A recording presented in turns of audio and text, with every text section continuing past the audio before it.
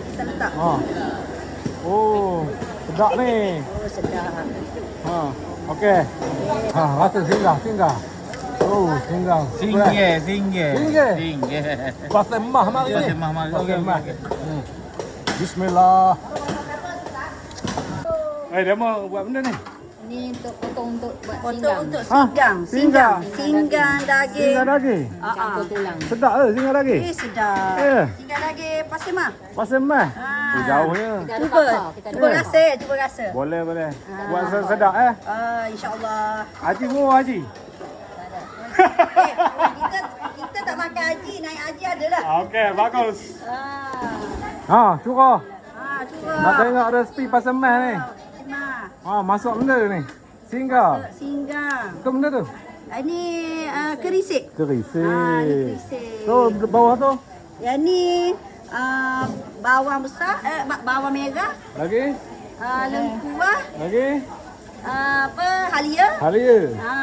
Okey. Lepas tu bawang putih. Tu gaul ke godeh? Boleh semua. Boleh, belaka. Boleh, godeh, boleh. Air tangan air tangan ni.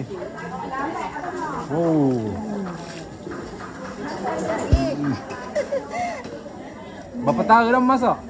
Saya baru 2 tahun kat sini. Ada air dah. Godeh lah sikit. Godeh sikit.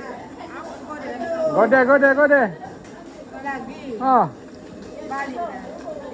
Punya ni. Pasal mas punya?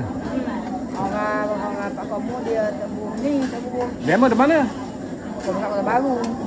Waka Baru. Kota Baru. Lain. Kota Baru dengan Pasir Mas lain. Dia punya menu dia. Ya. Macam tu lah orang masak.